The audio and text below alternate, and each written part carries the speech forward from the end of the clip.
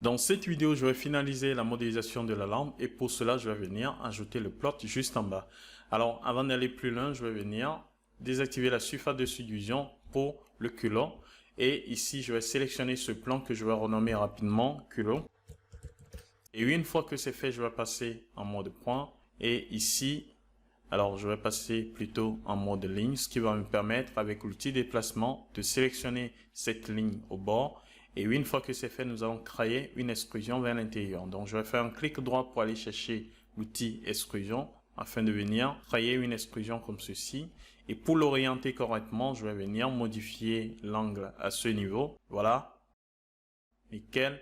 Et maintenant, je peux aller chercher l'outil couteau en mode boucle afin de venir placer une subdivision ici, une à l'extérieur.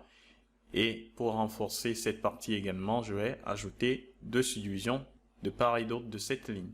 Voilà, c'est fait. Maintenant, je peux appuyer sur la barre d'espace pour quitter l'outil. Et maintenant, nous pouvons commencer la modélisation du plot juste en bas. Alors, pour le faire, nous allons servir de ces polygones tout autour ici. Donc, je vais aller chercher ici l'outil sélection par boucle en mode polygone pour venir sélectionner cette boucle.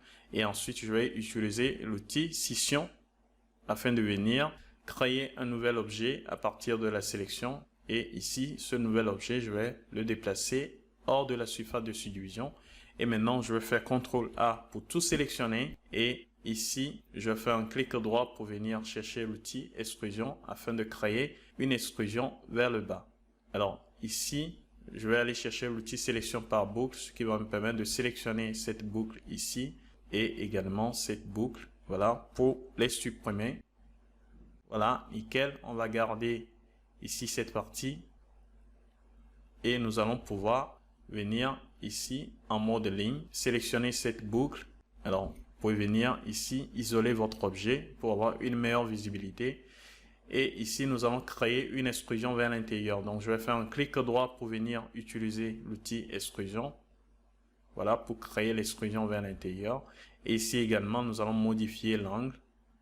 Je vais venir définir moins 90 degrés pour l'orienter correctement. Voilà. Et une fois que c'est fait, avec l'outil déplacement, je vais venir sélectionner cette boucle. Et on va venir ici ajuster correctement les lignes. Alors avec l'outil mise à l'échelle, je vais venir réduire la taille un peu comme ceci. Et ensuite avec l'outil déplacement, je vais venir me positionner à cette hauteur et réduire de nouveau la taille. Alors ici l'image de référence n'est pas très bien alignée, mais c'est pas un souci. Nous allons tout simplement venir appuyer sur la touche CTRL pour créer une nouvelle extrusion vers le bas, une autre encore, et ensuite avec l'outil mise à l'échelle, je vais ramener ces lignes à l'intérieur et la remonter légèrement. Voilà, on va voir ce que ça donne ici et maintenant je vais fermer le trou. Alors ici vous pouvez utiliser de nouveau l'outil déplacement pour créer une extrusion vers l'intérieur, ou vous pouvez venir tout simplement fermer le trou polygonal. Il faut le faire correctement.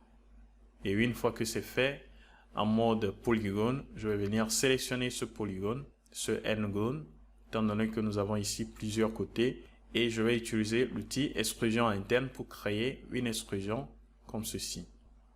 Cette face, je vais venir la déplacer légèrement en bas, pas trop, juste un peu. Voilà. Et ensuite, une autre extrusion interne. Voilà, et la ramener juste en bas comme ceci.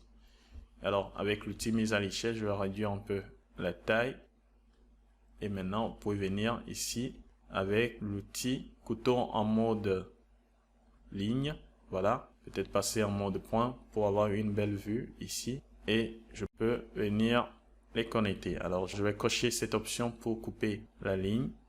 Et je vais venir connecter les lignes comme ceci. Alors on va le faire dans ce sens également. Voilà, et on va continuer de ce côté.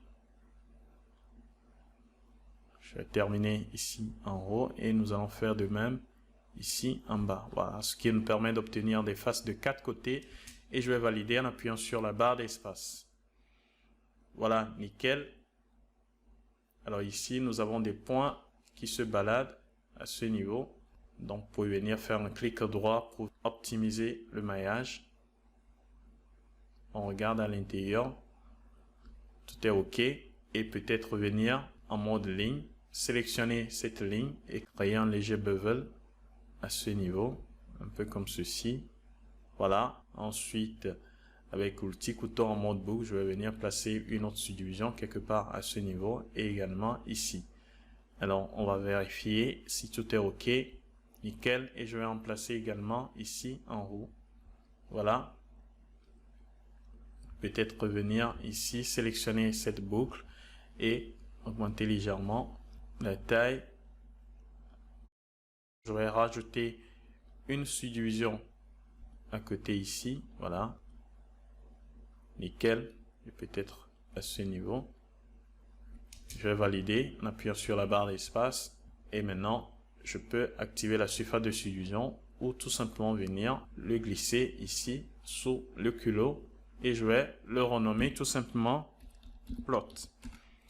Voilà, c'est fait. Maintenant, je peux sortir du mode solo pour voir ce que ça donne dans l'ensemble. Donc, je vais activer la surface de subdivision et passer en mode objet.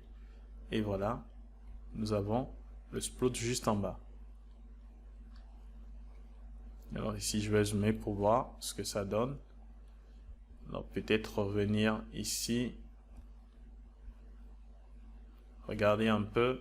Alors, vous pouvez venir avec l'outil glissement. Déplacer légèrement ces points pour les écarter.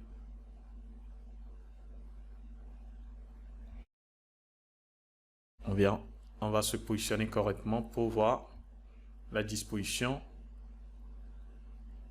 Voilà, et vous allez faire la même chose de ce côté.